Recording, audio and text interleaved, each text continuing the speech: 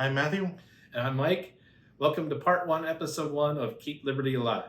In Part 1, we will discuss the circumstances that led American colonists to find a new way of life and freedom in the New World. This episode is titled Leaving England.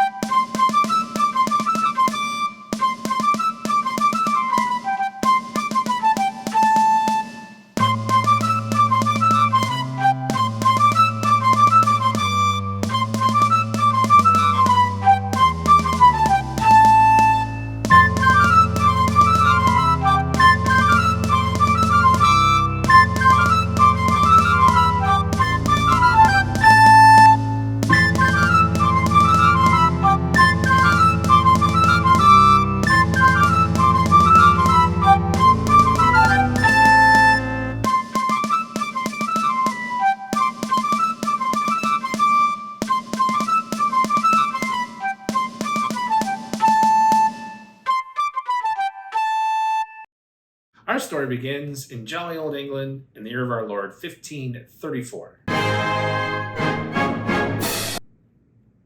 Cheerio. Pip pip. Hello, Governor. King Henry VIII failed to get permission from Pope Clement VII to divorce his first wife, Catherine of Aragon, because she had not borne him a son. And I think he was somewhat smitten by Anne Boleyn. Dirty boy. So in order to grant himself a divorce, good old Henry decided, in his infinite wisdom, to cut ties with the Catholic Church and declare himself supreme head of the Church of England. That title was last held by his daughter, Mary I, until it was abolished in 1555, when she briefly reunited the Church of England with the Catholic Church.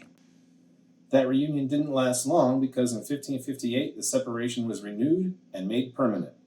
The reigning monarch at the time, Queen Elizabeth I, named herself Supreme Governor of the Church of England, aka the Anglican Church. That title has been held by every reigning English monarch since, and currently held by King Charles III. This meant the government was in charge of the church, and that really didn't sit well with some people. This created a conflict between the Anglican Church and people who did not agree with how it was being run.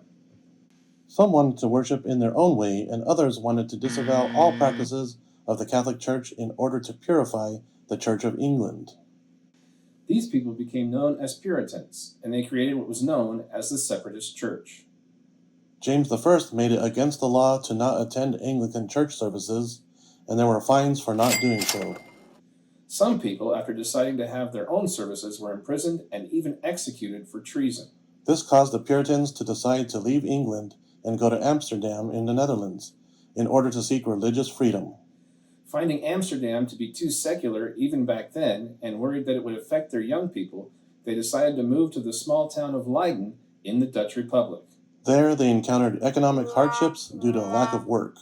Because of that economic hardship, and not being able to return to England where they were basically criminals, the decision was made to move to the New World, called New England, between 1629 and 1640, both for religious and economic reasons. Approximately 21,000 people settled in the Massachusetts Bay Area and other northern colonial areas.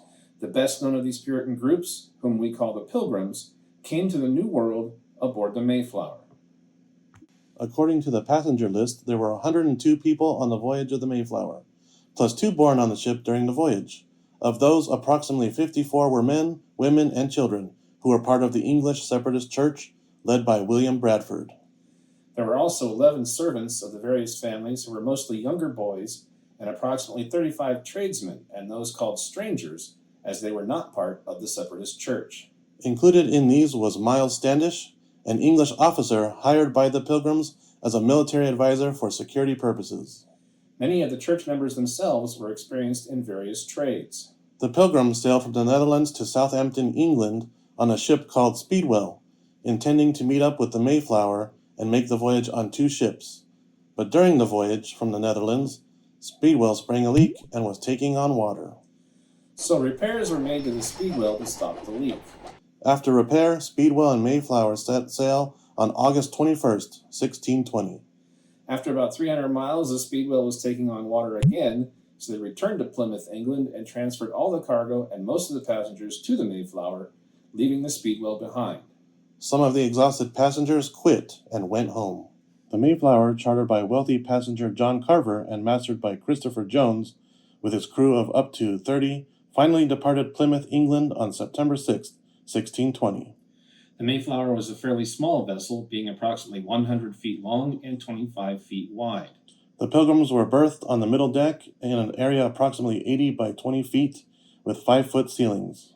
Imagine having 100 people living in these conditions for 2 months. And a total of 130 plus people, supplies, and livestock for this small ship. After a voyage of 66 days in these cramped conditions, Cape Cod was sighted on November 9, 1620.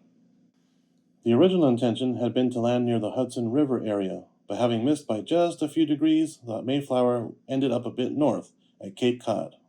They decided to head south to the Hudson area, but bad weather kept them from continuing, so they returned and stayed in Cape Cod. After exploring for a month and a half, they settled in a place they called Plymouth, named for the English town from which they departed, and began construction on their settlement. Before the Pilgrims landed at Plymouth, the Jamestown colony was created by the London Company, also known as the Virginia Company of London, after receiving a royal charter from James I. It started out as James Fort on May 4th, 1607, and was the first permanent English settlement in the Americas. Before Jamestown, there were 2 failed attempts to establish settlements called Roanoke and Popham. The London Company's purpose was to establish colonial settlements in North America and create products for trade. Jamestown was the first colonial capital from 1616 until 1699, when the capital was moved to Williamsburg, Virginia, and Jamestown basically ceased to exist. Jamestown settlers settled on an island in the James River about 40 miles from the Atlantic Ocean. Unfortunately, they arrived too late in the season to plant crops, and during the worst drought in hundreds of years. The land was very swampy and the water was very briny from the mixing with ocean water. So basically, they had no food or water. The island was uninhabited because even the native tribes didn't want it. It wasn't long before 80% of them had died. Originally, the native tribes welcomed the new settlers, but possibly due to more exploration and the addition of more settlers, hostilities soon arose between the settlers and the tribes. One of the leaders of the Jamestown colony was John Smith. He became president of the colony in September 1608. He traded for corn with the native tribes and created a policy with the colonists that if you don't work, you don't eat. While Smith led the colony, there was very little death among the colonists, unlike before and after his presidency. The year before he became president of the colony, he and his party were ambushed by the Powhatan, and he was taken prisoner. He was going to be put to death, but was saved by the chief's daughter, Pocahontas, who refused to let them kill Smith.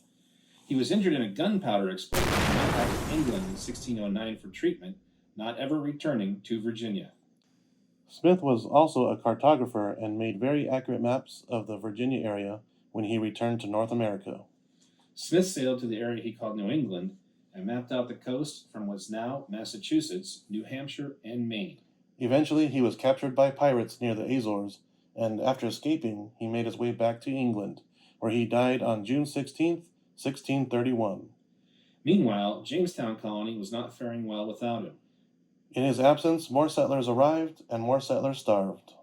In 1619, a ship called the White Lion had captured 20 African slaves from a Portuguese ship and then sailed to Virginia in order to sell the slaves as indentured servants. This was basically the beginning of slavery in North America. It's important to note that slavery was a common occurrence in the world at the time, as it was throughout the history of mankind. Slavery still exists in the world today. It's not our objective to condone or condemn these practices, but just to tell history the way it occurred.